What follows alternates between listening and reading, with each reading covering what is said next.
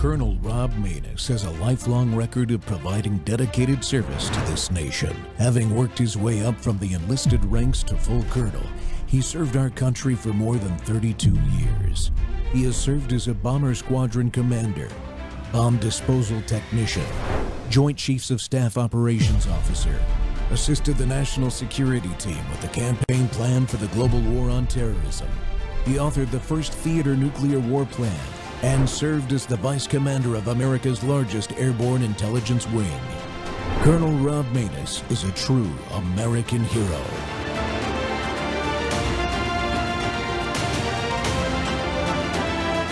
This is Rob Maness Live. President Trump has expedited production of a key ingredient in the weed killer Roundup, a divisive move that has some on the right upset. It's an issue that's been debated in the Tennessee legislature as well. Here's News 2's Kelly Milan. Glyphosate, the key ingredient in Roundup, is one of the most widely used weed killers in the country. On Tuesday, Bayer agreed to a proposed $7.25 billion settlement to resolve thousands of lawsuits from people who say the product caused their cancer. Bayer denies claims and says it is safe when used as directed. On Wednesday, President Trump signed an executive order invoking the Defense Production Act, prioritizing domestic glyphosate production and calling it critical to national security. Some farmers in Tennessee agree, saying there is no easy substitute. It's not something that can just be replaced. Yes, there are chemistries that you can run in place of glyphosate at times of need, maybe in niche markets, but dollar for dollar, there is nothing on the market that can replace one-for-one glyphosate in row crop production. The debate is now spilling into the Make America Healthy Again, or MAHA movement. Health and Human Services Secretary Robert F. Kennedy Jr., who has long criticized exposure risks, recently emphasized the harm in the weed killer on a podcast. Bobby Kennedy is right about glyphosate and its safety. It's dangerous. It's a carcinogen.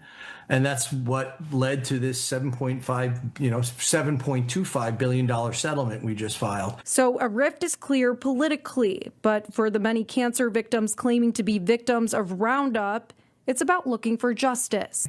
Rather than get caught up in this battle over the safety of glyphosate, we have a settlement that's going to be available for 21 years. It's going to take care of people who have developed non-Hodgkin's lymphoma now, or who may develop it in the future as a result of using Roundup. So I think that folks ought to take a really serious look at that. The political wins, they're too tough to judge. Here in Tennessee, lawmakers were considering legislation to limit people's ability to sue if they got sick from a pesticide. It passed the Senate, but after opposition poured in, the House sponsor canceled a committee vote on the bill just minutes before it was supposed to start. It's unclear if it'll come back up for a vote this year. Bob and Haley.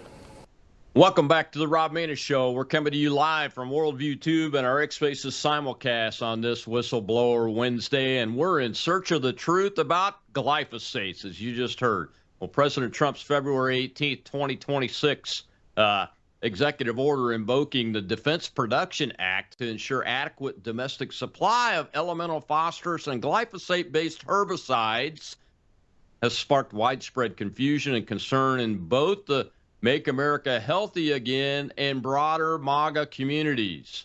MAHA and MAGA are not happy. The move aimed at bolstering agricultural productivity, food security, and national defense by reducing reliance on foreign sources intensified when Robert F. Kennedy Jr., along a vocal critic of glyphosate and its potential health risks, publicly supported the policy as a necessary step to protect American farmers and independence on adversarial nations, despite his past efforts linking the herbicide to cancer concerns. Many who have closely followed glyphosate's debated role in public health are now seeking clarity. What does the science indicate? What are the medical implications? And what does the shift mean for health moving forward? Well, today we're joined by one of the world's leading voices in integrative oncology, Dr. Francisco Contreras, medical director of Oasis of Hope Hospital and a physician with over 40 years of clinical experience. Doc Contreras has treated patients from more than 55 countries and is internationally recognized for pioneering metabolic and nutritional strategies in cancer care. He is the author of The Hope of Living Cancer-Free, The Coming Cancer Cure, and 8 other books on nutrition, metabolism, and patient-centered oncology. You can learn more about his work at oasisofhope.com. We're bringing Dr. Contreras into this discussion amid this significant national debate. He's going to help us examine the potential medical and health concerns surrounding glyphosate and provide a much-needed perspective during this time of uncertainty. Dr. Contreras, welcome to the Rob Maness Show, sir. Thank you very much. It's an honor, Colonel. It is very controversial because it is well known that these pesticides that are estrogen-like substances increase the possibility of the development of malignancies. There are studies that show that, for instance, people that work in golf courses have a higher incidence of lymphomas than the rest of the population. And it's always difficult to balance between the risks and the benefits and what is worse, one or the other. But to put things in perspective, I do believe that these type of chemicals, if we could avoid them, it would be much better. But it is just about impossible to stay away from all of the estrogen-like substances in the world. All plastics have them. Estrogen, for instance, is a well-known carcinogen, and women produce it in their bodies, in their ovaries. Sometimes it's just difficult to put that balance. So in a perfect world, if we could have no contact with any of these chemicals, it would be very good. I don't know the political implications of this, and if it's really of national security, because then the production of food would be so bad and so low that more people would die of hunger than the ones that develop cancer. That is something that I wouldn't be able to comment on. But what I can definitely comment is that there is no question that glyphosate is a carcinogen. It is not one of the main carcinogens. There are harsher ones that tobacco, for instance, and is a lot worse. And yes, you put claims on all of the cigarette boxes, but still people continue to smoke.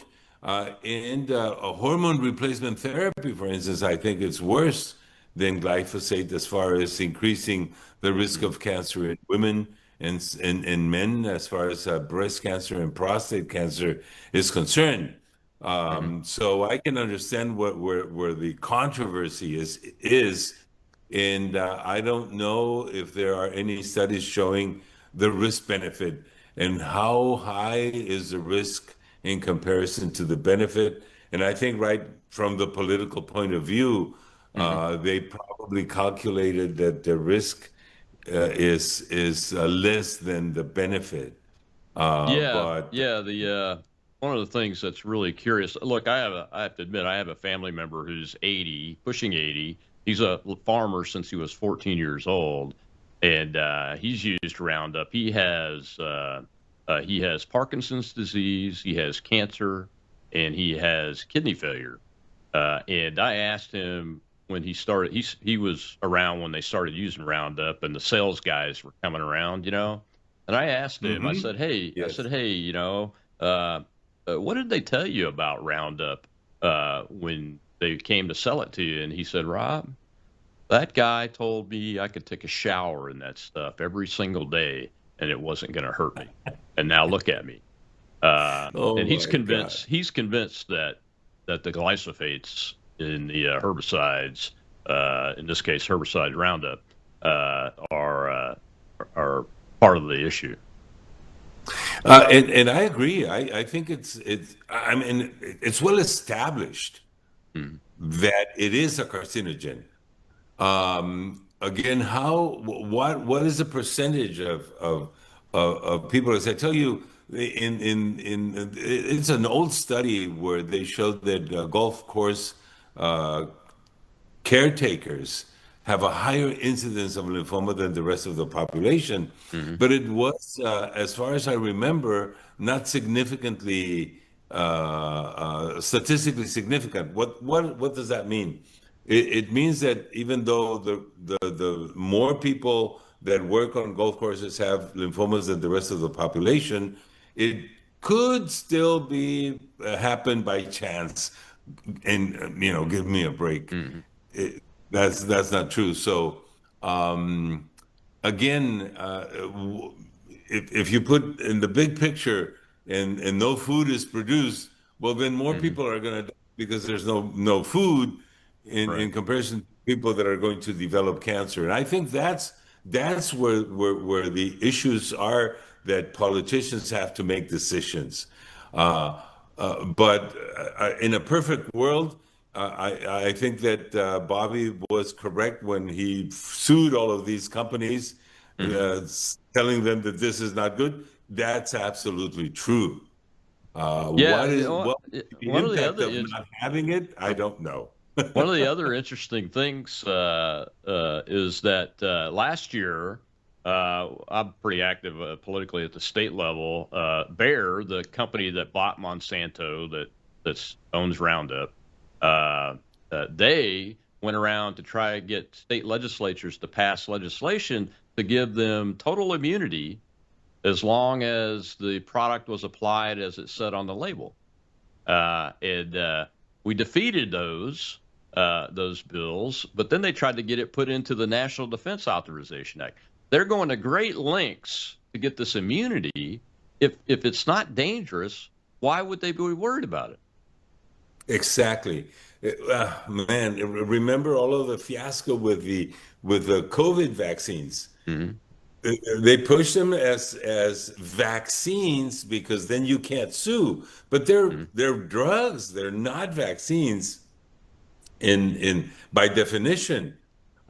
So yeah, politicians. I don't know. It's harsh, and I'm from Mexico, but I support a lot of what this new administration is doing because I think it's going to be very beneficial, and Hmm. it is most unfortunate that they're going to that they have to make decisions like this, but there's no way around it. This is a product that can increase the risk of cancer for people that are exposed to it. Yeah. Is the United States unique to this, Doc? I mean, No, you treat people from all over the world. Is this product used worldwide? no. In fact, in the United States, they have a lot more regulation than our countries, Hmm. especially in the agricultural realm. And there's no question that our people are a lot more exposed. When they say used correctly, that may Hmm. be true. And so when used correctly, maybe your production is going to be 10% less. Yeah. And so they don't use it correctly because money is important, and they don't come up, their numbers are going to be in the red because they have to use it correctly. As I tell you, I'm just giving you perspectives. We use in the treatment of cancer as Hmm. oncologists cancer causing agents, radiation, for instance, right? Yeah. But Right. when you put the risk benefit, well, the benefit is better than the risk. Yeah. Chemotherapy, most of the chemotherapeutic agents that we use are carcinogenic, and so it's it's a catch-22 It thing. is. Uh, It is. but I'm just trying to give you a perspective Yeah. that sometimes we just judge too harshly um, decisions that people that Hmm. that have to decide for the masses, Right. in Yeah. It's a comparison big to difference. me Big difference. deciding for one patient at a time. Yeah, big difference when trying to make a risk decision and weighing all these factors that most people aren't thinking about when they hear about the news. We got to take a break, Dr. Contreras. When we come back, we'll see a clip from a guy that says you can drink this stuff. Believe it or not, we'll be right back with Dr. Contreras.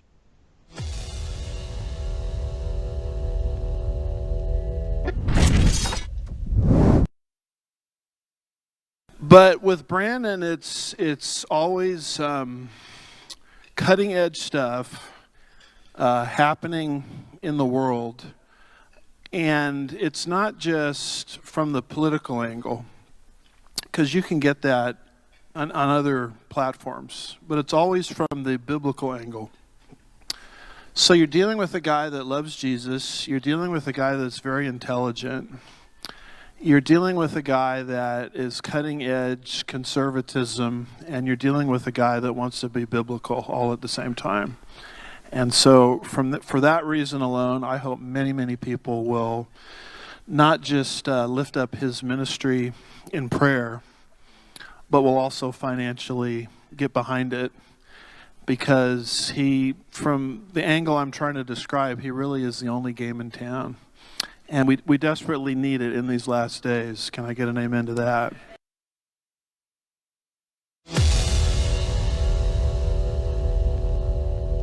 Do not believe that glyphosate in Argentina is causing increases in cancer. You can drink a whole quart of it and it won't hurt you. You want to drink some? We have some here. I'd be happy to, actually, but not really. But not really. I know it wouldn't hurt me. If you say so, I have some glyphosate. No, I'm not stupid. Okay. So you. No, but I know so it's dangerous. I know. Right? No, people try to commit suicide with it and fail fairly regularly. Tell the truth. It's not dangerous to humans. No, it's not. So you're ready to drink one glass of glyphosate? No, I'm not an idiot. Interview me about golden rice. That's what I'm talking about. Okay, then it's finished. Then the interview is finished. That's a good way to solve things. Yeah. You're a complete jerk. So when an interview ends with you calling the interviewer a jerk, you might want to think, could I have prepared better for this interview? If you're going to make claims about the weed killer and you're going to make promises that you'll drink the weed killer, what do you think is going to happen? So maybe spend some time thinking about what you're going to say in the interview and rehearsing it out loud so you don't get yourself into the corner that Dr. Patrick Moore got himself into, which he then desperately tried to scrabble out of and ended up by getting defensive, insulting, walking off set. None of these things are going to help your brand and your brand's reputation or yours. Welcome back to the Rob Maness Show. It's Whistleblower Wednesday. We're live from Worldview Tube and our X Spaces simulcast with our live audience. And my guest today is Dr. Contreras. Dr. Contreras is the founder-director of Oasis of Health, an integrative cancer treatment center that uses unique ideas and unique treatments that are much less harmful to the body than a standard cancer treatment. And Dr. Contreras, we're talking about glyphosate, and I found the little clip humorous. I like to inject some humor, especially into a show with a very serious and deadly subject like this. But that guy reminded me of, do you remember the cigarette company guys doing testimony before Congress? Saying, you can eat the stuff, you can rub it on your skin. It doesn't do it. And then when they're pushed and given an opportunity to do those things, they run away. Of course, you can't drink Roundup and glyphosate-based herbicides. It will harm you. At a minimum, it's going to make you sick. From a digestive tract. It will kill you, but you won't die of cancer. You will die of other problems that all of these chemicals cause. That was pretty stupid. One principle that you learn when you study pharmacology in medical school is that the difference between a venom and a cure is not the substance, is the amount. Yeah. So if you drink too much water, you can die of brain edema. Water. That's right. Just plain water, completely clean. So something that can be good for you can also be bad for you. And this is what he should have said, it's safe if you are exposed to certain amounts, for instance. That was very, very poorly stated by him, and I'm so glad that this young kid really got him into a big problem. Oh, well, here it is. Why don't you drink it in front of everybody and die before us? Um, again, the fact that there are chemicals that can be toxic, it all depends on the amount. I mean, even vitamins can kill you if you take too much of them. And so again, I want to reiterate that there are many things that we constantly use in medicine that can be very harmful to people, but that at some point and for a specific problem can be life-saving. When you see a patient, can you tell by the cancer cells that they have that something like glyphosate may be been involved in generating that mutation? Because it's a mutating cell, basically, right? No, that's impossible because there are so many factors that play a role. But there's no way around the fact that it can be a contributing factor.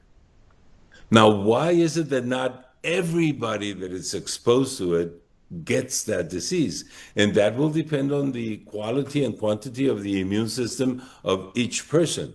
So, for instance, did you mention that it was your uncle or your friend a family member? Yeah, family. So member. your family member may have been there for as many years as another person that started with him, and this person didn't get it. That doesn't mean that your uncle was not affected by these chemicals. It just means that the other guy had a much better immune system. Yeah, I work a lot with the veteran community that's been exposed to Agent Orange, and that's we find that too. It's two men that did everything together for a period of 2 years while they were being exposed to Agent Orange. Did the exact same type of activities.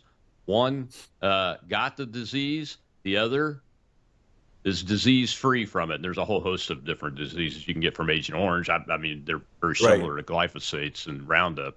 Matter of fact, we call Roundup the Agent Orange of farmers and grass golf course folks, people that take care of plants because of the conditions you can get and everything. So have there been any studies done to study like people like what I just described? I mean, that would almost be like a twins study where they're both exposed to the same thing, same types of activity, where one got it and one didn't.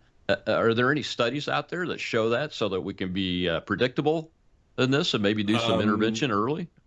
Oh, there have been attempts, and usually people stop because when you are, for instance, if you're genetically inclined, women that have the BRCA gene, one of the biggest discussions that were there before doing the BRCA studies is what is the emotional impact of somebody knowing something for which they can do nothing about it. And the conclusion philosophically is that it's a terrible idea to do genetic testing to see who is prone to develop such disease, because then emotionally they're going to be impaired and they're going to be stressed. So there are studies like what you're mentioning, who's more prone than others. It's usually the immune system that you're lacking. But most of us are.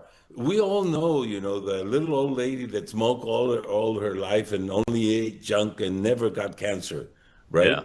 Yeah. And that's because she just got a terribly good immune system. Not that the chemicals are not there and they're not bad. What is very well established is what these chemicals can do to cells in the lab. Okay, and Yeah. so they will cause mutations. How those cells in the body are handled by the immune system, when the immune system is up to par, is going to get rid of those cells with mutations, and cancer will never develop. But that doesn't mean that mutations didn't happen. Right. So what we know for sure is that these chemicals are going to cause mutations. What's the impact on the whole of the population?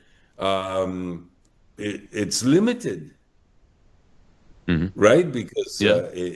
the percentage is low. And so when these people claim that if you use it correctly, that it's not going to be a problem, maybe it means that only 1 in 10,000 is going to get cancer.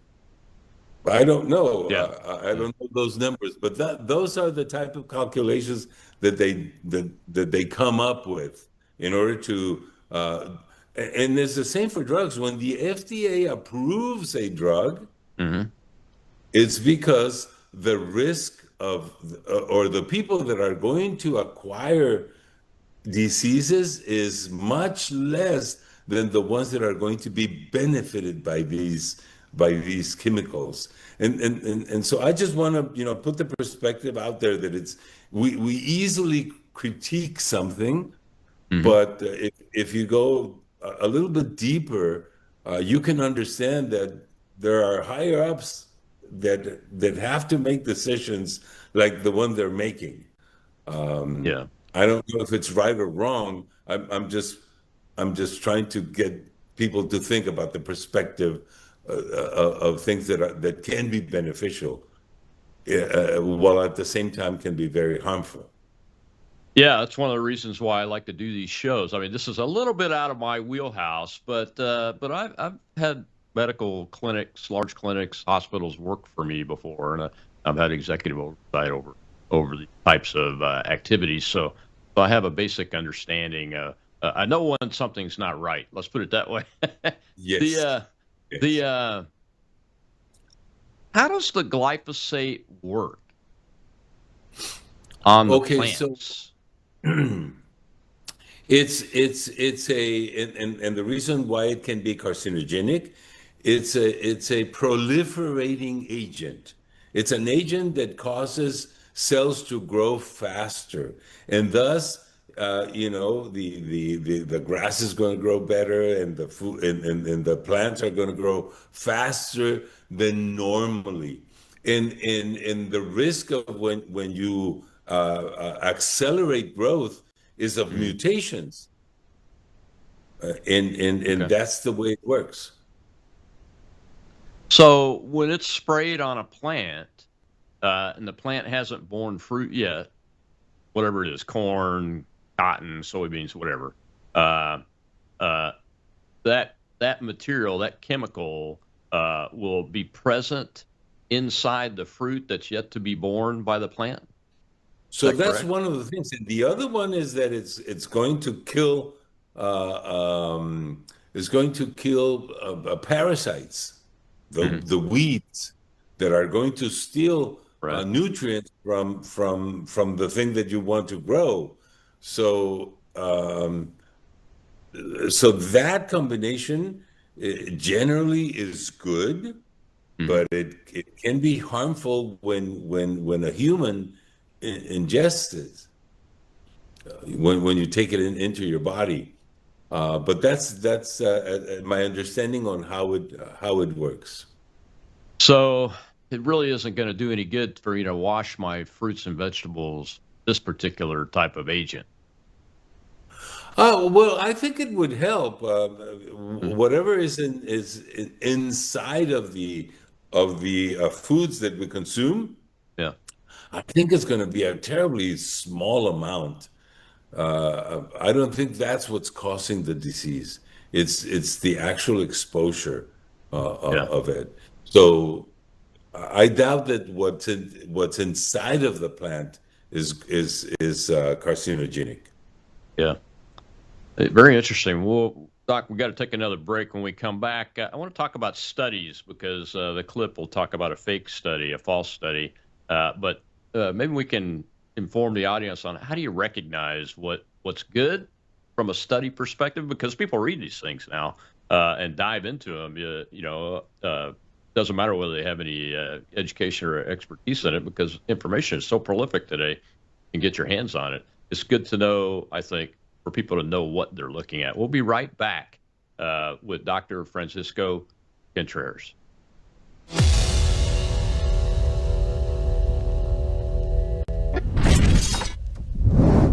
Hello, I'm Brandon House. Would you like to gain access to over 20 years of my radio shows, TV shows, my books? I've written 15 books, and most of those books are ebooks now. And we have conference DVDs, conferences where we filmed our conferences at the Ozarks, literally starting 20 years ago. It's all available in our archived vault. All you have to do is go to worldviewtube.com/vault, worldviewtube.com/vault, and for a reasonable monthly fee, you gain access to over 20 years of Christian worldview programming, news, information, books, documentaries, and a powerful search engine. And folks, it's a great way not only to educate yourself, equip yourself, but it's a big way that you can help fund our continuation as a broadcast network. Please check it out. worldviewtube.com/vault, worldviewtube.com/vault, and help us continue pushing out a Christian worldview.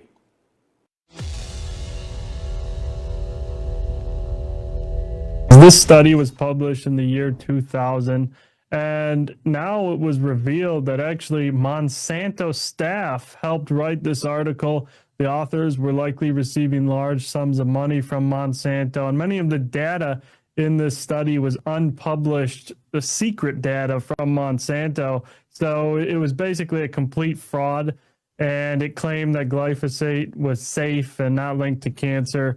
And now we have all these studies that came out recently finding that glyphosate increased or caused 10 distinct types of cancer in rats when they were exposed at so-called safe levels. And so this paper, though, was used by our agencies across the world to claim glyphosate was safe and in the approval processes. And so now all of that was built on a complete fraud and lie. And so this retraction is probably the only time I will be happy about a retraction. Welcome back to the Rob Maness Show. We're live on Worldview Tube and our X Spaces simulcast. And I know our audience is ginning up some questions for my guest, Dr. Francisco Contreras, who's talking to us about glyphosate, the impact of this executive order from the Trump administration, why Secretary of HHS Robert F. Kennedy Jr. Is responding the way he is. And in this segment, Dr. Contreras, just like the clip says, this Monsanto study, I mean, when you read about it, they used ghostwriters to write scientific papers. What? They had undisclosed influence on the regulatory reviews in the process, and they suppressed. This is the worst part to me: is they suppressed unfavorable data and were able to get away with it for a time.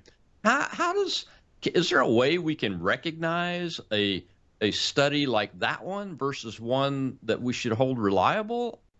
I mean, in your long years of expertise in this business, have you developed any tactics or techniques to be able to do that? Well, the first one is like a saying that you have in America, follow the money. The sponsor of the studies have a lot to do with the outcome of the study generally. And the other one is that the manipulation of numbers is so complex that you can sway the results on your favor just by, manipulating the numbers. What do I mean by that? Well, the old saying that there's lies, good lies, bad lies, and statistics is very, very true. And in medicine, we have to scrutinize tremendously studies, even double-blind studies, because the information that you get can be skewed. And I'm sure that you've heard of many things that have been approved by the FDA, and then 2 years later, they have to cancel the or call them back the medication because the information that was given was not true. I'll give you an example. There cholesterol lowering drugs were studied for many years, and they proved to be quite effective.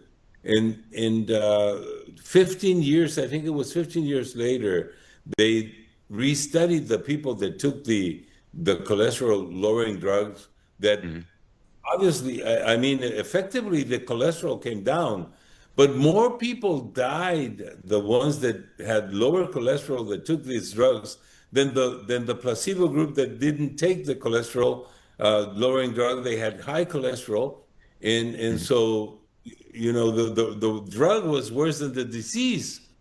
And so we have many examples of this in medicine, of things that were approved that are not good for us.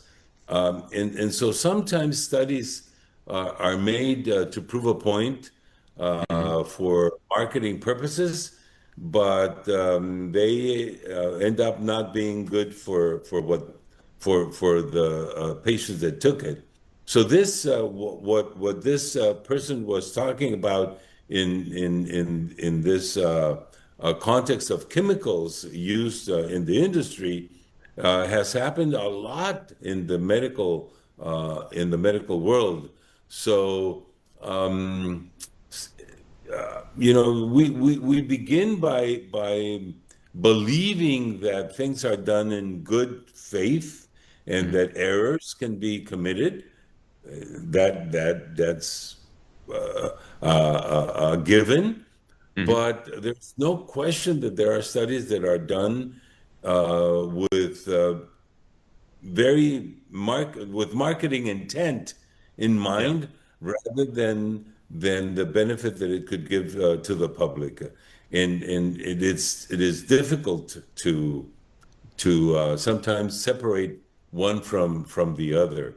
Even when you have a lot of experience in reading papers like that, that's what we do all the time, as doctors. We base our activity on helping patients on the evidence, quote unquote, that is published by supposedly serious researchers. But there's always bad apples, and it happens just too often, unfortunately. Yeah, we saw that a lot in the pandemic situation, Exactly. And one of the things that they tried to do was hold up, well, here's a peer-reviewed study. What does that mean? And why should a peer-reviewed study be more reliable than one that's not peer? Okay, so there's two types of publications in the medical realm. It's probably also in other specialties. Non-peer reviewed is when you develop something new, you design the clinical trial, you do it, and then you publish it. So these are publications that do not require experts in the field to critique the study before it's published. So peer-reviewed magazines or journals are more respectable because before they will publish it, experts in the field will review the design, the way that it was done, and the way that it was interpreted, the interpretation of the data. And for each part of this, an expert will conclude that yes, the study was correctly done, was correctly interpreted, and thus it is published. And that's why peer-reviewed are more reliable than non-peer-reviewed studies. That's amazing. I think I've got a question over in the audience. Let's go over there. Our hostess is Shell. Shell, do you have a question? Well, you should think of one then. Goodness, I've got some more. Yes, sir. I've got some more. So, with a peer-reviewed study, how is it difficult for that one to be manipulated? And are there markers or indicators in your long experience of reading these things and studying them and using them in the profession? Are there indicators that we can use to help protect ourselves when we're looking at these things? Well, that's the advantage of reading peer reviewed. It's going to be a lot more difficult to coerce, a number of experts, because the expert is going to be one on design, and that's his expertise. The other expert is in how it was done, and then the other expert is the mathematician on how you interpret it. That's why peer reviewed are a lot more difficult to manipulate. Yeah. Everybody would have to be in on it in order for that to be. Now, the other is that the one that produces all of the paper is so clever that is able to fool all of the other experts. That is very difficult to do. So you get the peer reviewers to buy into the manipulated information, and they do a peer reviewed study. That's pretty difficult. Well, we do have a question in the audience now. Go ahead, Jill. Doctor, I'm curious, how do you feel about Trump's endorsement of glyphosates? I really didn't see that coming, sir. Well, as I mentioned at the beginning, I'm from Mexico. I'm not affected by this, but here in Mexico we have a lot of dysregulation and corruption, so that we have so many chemicals that are well-known carcinogens, and we're much more exposed to these things. So again, as I was mentioning before, somebody up there has to make up a calculation of the risk versus the benefit on both sides. I don't know how they did it, but maybe the reason why Trump had to come up with this is that if you put things in perspective, more people are going to die of hunger than the ones that are going to be exposed to this and produce cancer. This is just speculation on my side. I don't know, but I would like to give the benefit of the doubt to people that are trying to improve the world. For instance, many good things are happening in Mexico because of this administration. So I hate to critique it, but this is something where they're going to have to come up with a good explanation, because there's no question that these chemicals are very bad for us. So if Trump helps get rid of the narco lords here in Mexico, it's much better than I would have, less problem with us using glyphosate in our agriculture, because a lot more people are being killed by these guys than these chemicals. And of course, I'm being facetious, but it's difficult to understand if we don't have all the data. But I'm sure that they took many of these elements into play in order to make a decision like that. I don't think that it was lightly or easily made. Oh, I don't think it was easily made. Like you said, it's a risk versus benefit trade-off decision when you're making decisions at a high level, like the president and secretary of HHS are having to make when it comes to this kind of stuff. One of the things that I think about when I'm thinking about that is that there are ways to minimize the risk, even though this stuff is being used in the food supply itself. I don't think the farmers can really minimize risk any more than they already are doing, and they're probably the most at risk for these diseases, like my family member has. Like I said, he's been doing it all his life, and it was the first to start using Roundup in his farm in his state, I think. Well, we've got to take another break, Dr. Contreras. When we come back, we will hear from RFK Jr. himself about this. We'll be right back.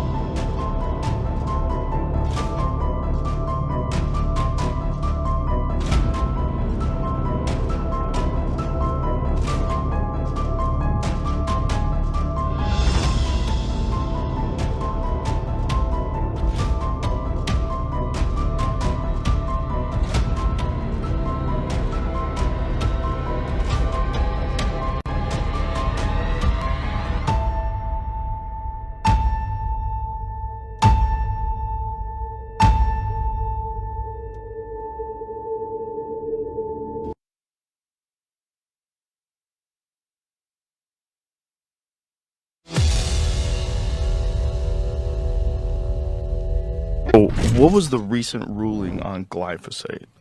Was an EO, which is an executive order from the president saying that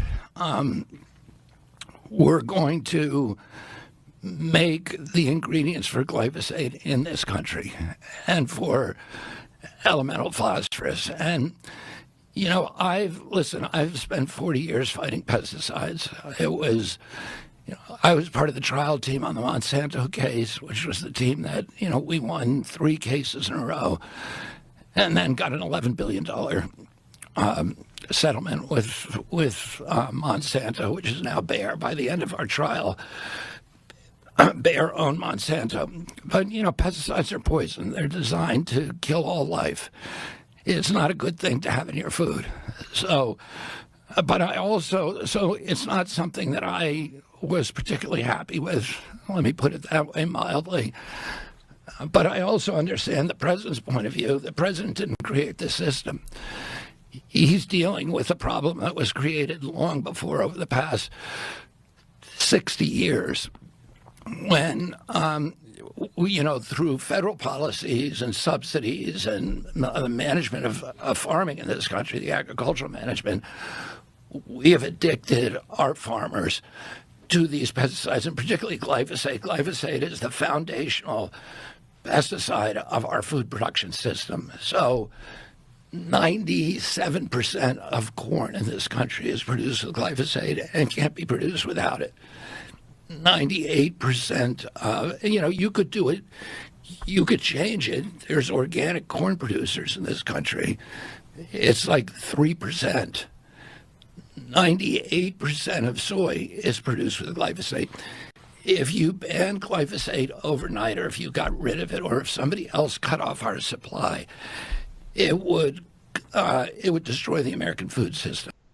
Welcome back to the Rob Maness Show. And you just heard right there, it's Whistleblower Wednesday. We're live on Worldview Tube and our X-Basis simulcast. My guest today is doctor and oncologist Francisco Contreras from the Oasis of Hope. Dr. Contreras, you just heard it right there. There is so much usage now that 97% of America's corn is produced using glyphosate. Look, when a few years ago I had farmland and my family farmed it. This family member that I've talked about, and we grew corn and we used Roundup in order to produce the bushels per acre that we needed to get to have the right margins so that we could continue the next year and plus make a living off of it. I totally understand that.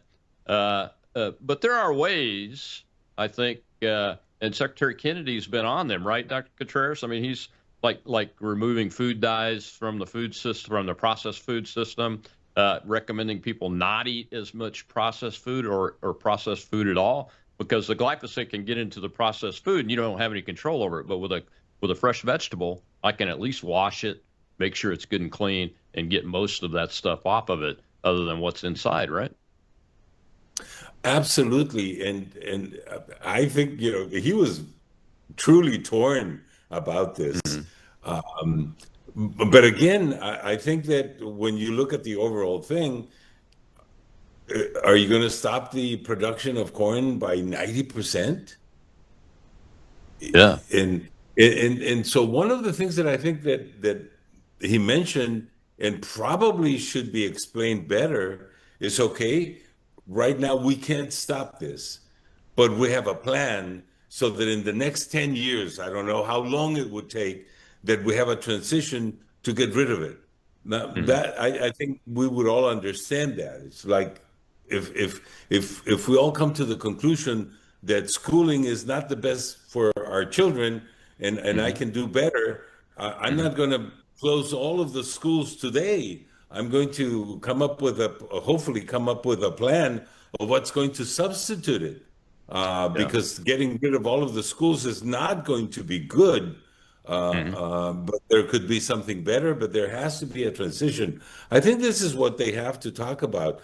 It's like, when is it going to be that we are not going to have oil anymore? And people are debating on how to make that transition. And the transition has not been good, and the solution to date has not been good. But, and maybe, petroleum is going to be available always before the world ends. I think that they have to talk about a plan on what is it that they're going to come up with, instead of saying, this is just so bad and nothing is going to change. I think, humans are very intelligent, and we've come up with solutions for about everything. And there is going to be a solution, and we just have to look for it. Yeah, absolutely right. Elon Musk is working on orbital-based solar power instead of having all these dangerous and chemically laden solar panels and batteries on the planet, putting it out in space, developing it that way. Well, we got more questions from the audience. Let's go ahead and take them before we get to the end of the show. Go ahead, Show. We have hope, sir.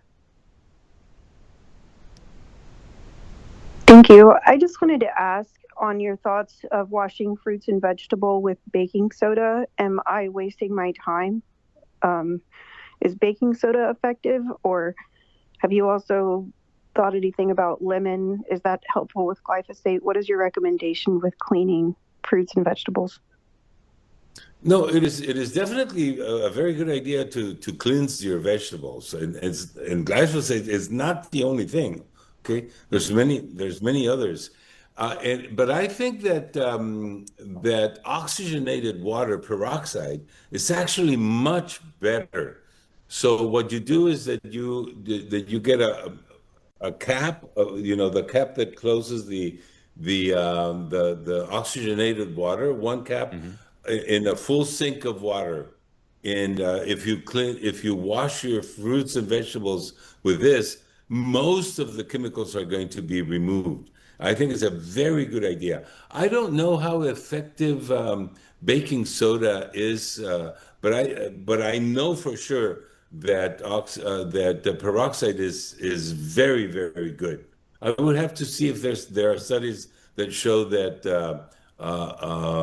baking soda is better or not than peroxide.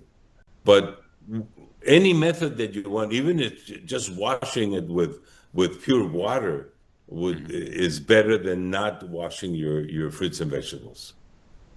Thank you. Let's take the next question from the audience. We have Rigo, sir. Hello. My question is there any alternatives to the use of glyphosate that you know that are viable besides regenerative farming, like Robert Kennedy just said right now? Yes, there are. There are some bugs, people that use bugs to kill off. But how effective they are in getting rid of weed, the bugs, I don't know. They're very good getting rid of other elements that destroy the plants. But how effective are they in fighting off the weeds? I don't know. That's not my area of expertise. Dr. Contreras, at the Oasis of Hope, I mean, you guys have very scientifically based, unique treatments. Some that are even, I would say, they're opposed by the establishment medical community sometimes. When you're looking at the food that your patients are eating in your program, what are the kinds of foods you're talking about? I mean, is there any processed food that would be considered really safe? No. That would be the short answer. There was a study done on cereals, very big study that studied all the nutritional value of cereals that people consume every morning. And I think it took 4 years. At the end of 4 years, they concluded that the box had more nutritional value than the content. Oh no, I like Fruit Loops though. But eat a little bit of the carton with it so that you get at least some nutrients. So here at the Oasis, we produce our own vegetables so that we make sure that they're organically grown. Why? Because a patient that already has cancer needs to be a lot more careful with the things that they ingest. And diet plays a major role in the long-term outcomes. So here we exaggerate in not having any chemicals whatsoever for our patients. Can you do that for the rest of the population? Well, there's many organically grown foods out there, but they're not really organic. But they're better than than most. And yes, I agree with Mr. Kennedy that pesticides are our worst enemy. And really, if bugs don't get close to them, we shouldn't get close to them either. That's a fact. But again, if you have them, how much food are you going to produce? I've got a lot of experience in chemical warfare agents, and bug spray is the treatment is exactly like it is if you get exposed to a chemical nerve agent. We've got one more question. We've got about 30 seconds for you to ask that question. Go ahead, Shell. We have lockjaw, sir. Yes, sir. I was wondering, Doc, if why isn't there a bigger push for alternatives? It seems like there's a real low push for those. I was just wondering, are they Big Pharma trying to bury it, or trying to put a kibosh on it, or what's going on there? Do you know? You kind of broke up when you said push for what? An alternative. Why isn't there a bigger push for alternatives?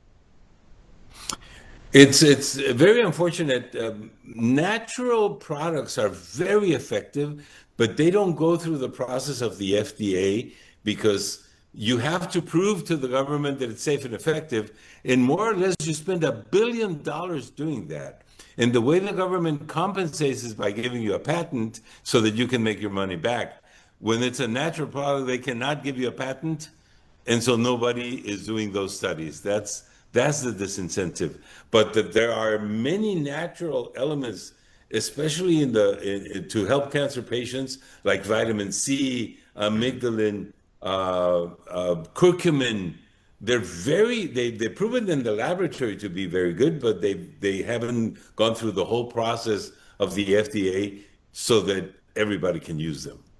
Do you know if Kennedy is working on fixing that process to make it more capable of handling that? I hope that somebody comes with an idea on how to incentivize the study on natural products, because it would change everything, not only in cancer. Yeah, sure would. Well, Dr. Contreras, thank you so much for coming on today. This has been very helpful. We'll get it out as a post-production version of the episode. Tell folks where they can find you real quick. Oasisofhope.com. Oasisofhope.com. Thank you, sir, very much. We appreciate it. God bless. Thank you. God bless you too. Yeah. All right, folks. Tomorrow's Truth Thursday. Joe Novak's back with me. News of the day, and you can bet most of it's going to be about two things: Iran and the crappy voter turnout and everything elections in Texas, North Carolina, and Arkansas.